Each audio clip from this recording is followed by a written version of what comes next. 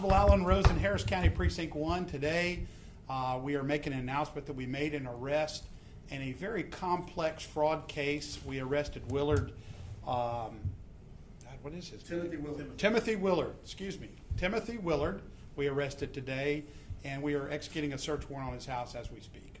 Mr. Willard committed fraud and was actively continuing to commit these frauds. And basically what he would do is he'd find property and he would fake a warranty deed. He would then fake the notary public responsible for signing the document to complete the transaction. He would sell the property to some fictitious company that he set up, and then that company would then sell to him at a very discounted rate. It took a lot of ingenuity to put this kind of a fraud together, and he has been at it for a while. In fact, I tell my friends that own property and the general public, I want to know, that keep an eye on your property. You never know if somebody could be squatting, doing an adverse possession situation on your property, or actively trying to commit fraud to steal it. And you're talking about $15 million worth of property. I mean, that's not a small number. And so Willard's being charged with a first-degree felony, which is the most serious felony besides capital murder. And he's really could have impacted a lot of people's lives by stealing property fraudulently. So we're very happy. This investigation's been going on for a year.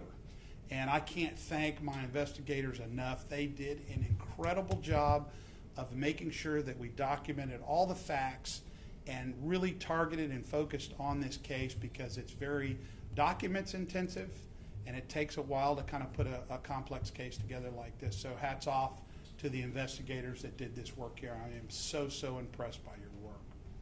So Willard forges all these documents and then gets that property sold to him. Yes. So a fake company. To a fictitious company. Fake company sold to Willard. Yes. And then Willard does what with it afterwards? Wants to sell it.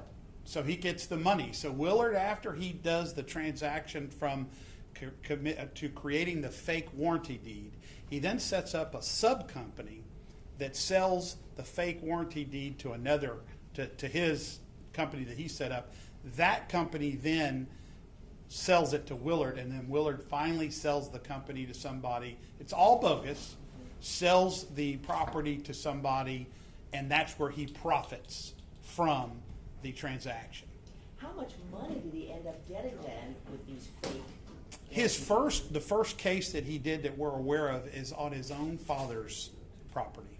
So he defrauded his own father, and for a while his own father didn't want to come forward. Obviously, it's a child. You don't want to get your child in trouble, but ultimately he started finding out some of this stuff that he was doing after his fraudulent transfer of his own father's property, that his father said, I got to stop this. And I'm thankful to his father, because I know how difficult that would be to turn in your own son. The first one was his father, and what Yes. happened with the other owners? What happened with them? The other two owners, we became aware of the cases and started investigating, so the transactions weren't able to go through. I am told that he did get a little money off of one of them because the transaction almost happened. And so I think he got a couple $100,000. I don't know the exact figure, so I don't want to put a figure on it, but he got a little money off of one of them. But at the end of the day, stealing from your own family is about unconscionable as you can get. As far as you know right now, do you know if Willard acted on his own, or are there more? Well, as it stands right now, we only know that he's working on his own. And I'm so glad that we got him in custody, because these things, it just takes somebody not paying attention long enough for a transaction to actually happen successfully.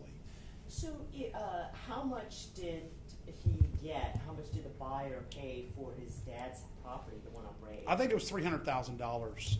It was $300,000 he profited. Is that right? It was a little over 100,000.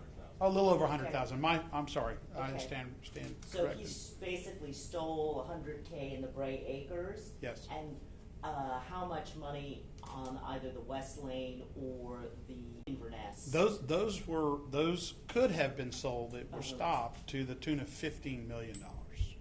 because you're talking about high-end real estate in the River Oaks area. So both of those properties were located in the River Oaks area. And, you know, that's the purpose of having this press conference, is also to find out if there's anybody else that may look into their property. It's mostly property that it's just raw land.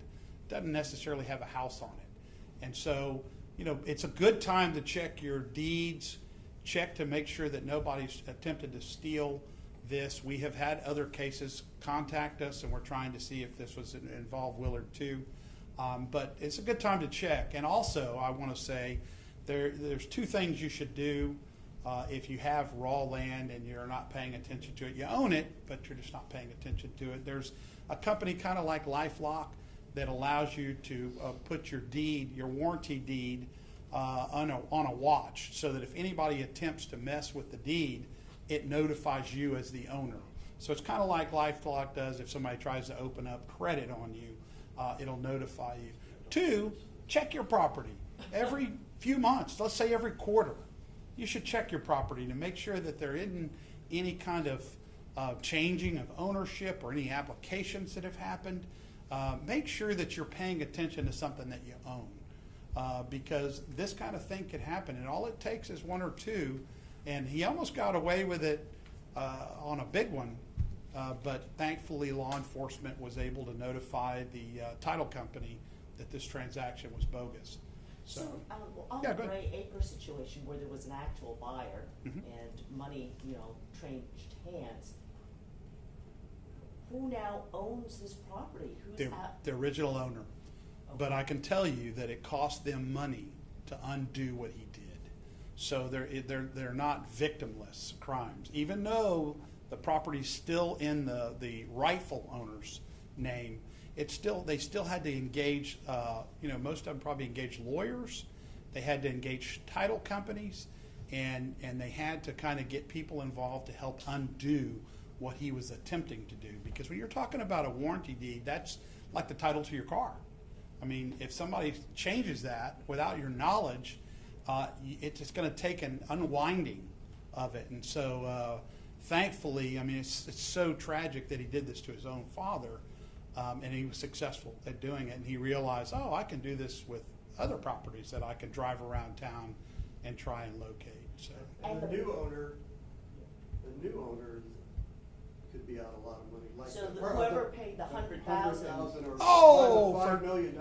for certain, if you buy a property and it's a bogus warranty deed, you're going to be out that money unless we catch him and find out where he took the money. I mean, he was doing things where he put, the name of the company that was acquiring the original property out of Beijing, China, offshore accounts and things like that. So probably did that so that the arm of the U.S. government or local law enforcement couldn't reach the money. Absolutely, they would be out the money, similar to what cars, a bogus title to a vehicle. If you pay that money, especially if you pay it in cash, you're out that money and the car is going to be taken because it's bad. So this is the same scenario. You're going to put up money. It's going to go through a process. And he would lower the price to really entice you. Really kind of say, God, this property's worth $10 million, but he's selling it to me for $5. Those kind of made up numbers. So it really incentivizes the person to do the transaction. Yeah. Any funds recovered thus far, or? Funds recovered? No, I mean, I think that I don't know what's happening with his father's interest. I don't know if his father's going to pursue that or not. But I meant like from the buyer, the guy who paid the $100,000. That's his father. His father was the first one. That's the only transaction that actually went through. Oh, his father. I thought that the father owned Bray Acres. So he stole Bray Acres from his dad. From his basically. father, yes. But then someone else bought Bray Acres, right? Correct. So that other buyer, that new buyer, is that person out that $100K, or did he or she get anything? There was some litigation with the father and the purchaser of that property, and I'm not sure what the end result was because that didn't follow through. That may be something for you to check into. Okay. Yeah. And then just for my information on the Inverness and the West Lane properties, Mhm. Was there any money, and if so, how much money that changed hands on either of those two? I don't think there was any money changed hands because we caught wind of it and started investigating it. Had we not been notified, had we not gotten involved, it's quite possible, because it involved realtors as well. I mean, people, they were actively starting to market this property. So there was no money that actually changed hands that I'm aware of. One was at the last minute, right?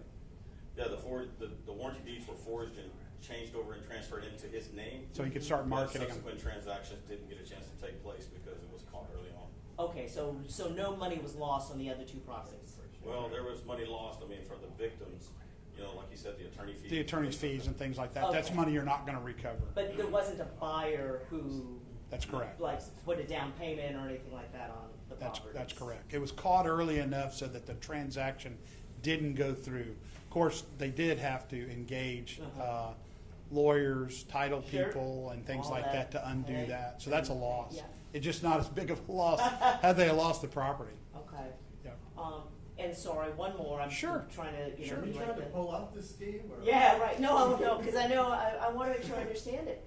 So, like, usually when you buy a house, like there's a title company that does the search to make sure all that title is right and everything. That's correct. Did they not do that in that Bray Acres situation, or did the title company get scammed too? Well, in one of the scenarios, that the title company asked for a survey, and of course he wasn't able to provide a survey. Generally speaking, when you're buying a piece of property, you get a survey, you go through a title company, and he everything he made was just bogus. You know, from the notary public to the warranty deed itself, all of that is bogus. So I mean, it becomes a situation where that's what title companies are most fearful about, is that someone does exactly what Willard was doing and presents it to them, and it gets lost somehow or missed somehow because the title company would be on the hook. So I guess, so just so that I'm clear, so the deal is, the buyer in Bray Acres, in fact, did do sort of the traditional road and go through a title company, but the title company also got scammed? Or was it like, oh, it's such a good deal, we don't need a title company, come on, we're all pals, and? It went through the complete transaction.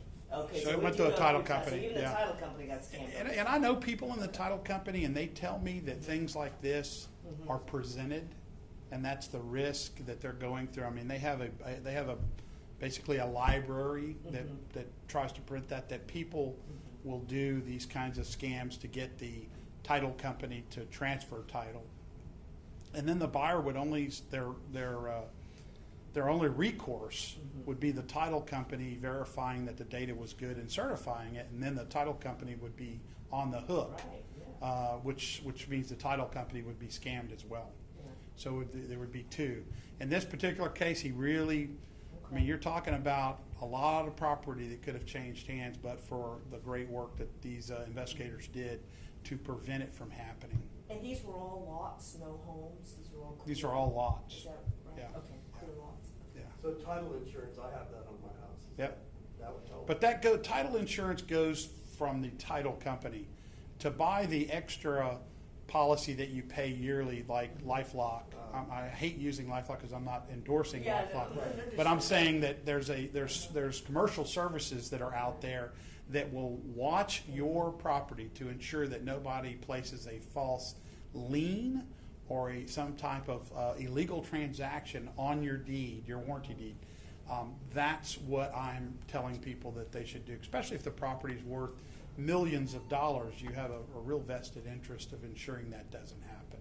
So if it's worth 10 million and they say, I got a deal for you at 5, you should be suspicious. Yeah, you should be really questioning that. I mean, when we first started this case, you know, it was hard because he never went to these lots like you would. I'm going to buy a lot. I'm going to meet my realtor at the lot, and I'm going to look at the lot and say, God, is this what I want to buy? This guy was really slick. He really was. So I'm really happy that this case took a year to put it together. And I'm really, really pleased that we've got him off the street and that he's going to be held accountable for this. And how did you get tipped to the first case? Did the father There was, I believe we got tipped from a title company that said something to us, and then we just started looking into it. And you know, This is not like a traditional investigation. I mean, it's a really complex case because you're dealing with, property, you're dealing with warranty deeds, you're dealing with a lot of different things. That's what's so unique about it. I mean, I don't think y'all probably covered a case like this, maybe not ever. So it's a new phenomenon that's going on. It's a new scam. And, we wanted to take a leadership role in solving the crime and holding somebody accountable. Thanks. Sorry for all the questions. No, not at all. I've Let's never- get it right. You're right. I've never covered one of these. I just Yep. want to make sure I understood I'm and learning trying to understand. Yep. So you must be really smart. And really patient. Thank you guys for Thank covering. you. It's Thank you. important to let people know this. Yeah. It really is. You're probably not the only one out there doing it. Probably not. And after this, Yeah. they'll probably start doing it a little more. Oh, Lord Almighty. I can tell Well, you, the thing, the elderly, Yeah. Oh, I want to say one last thing. elderly. One last thing that's important. Y'all tell me when you're ready. We're good. If there's anybody that looks up their property that finds that somebody is trying to steal it or somebody's trying to do something that's, that's suspicious, contact our office because it may be directly relatable to Willard because, this is what he was doing. So he was actively doing this. So, please contact our office at 713-755-5200. 713-755-5200, and we'll be happy to get your information and look into it. Pat, what were you saying about the elderly? When you have a lot of elderly, that have paid their house off through the years, Yeah. and then unfortunately get put in retirement communities or have to move in with their family, a lot of those houses will sit vacant for some time. It's very true. While the family's trying to decide what they're gonna do with that house.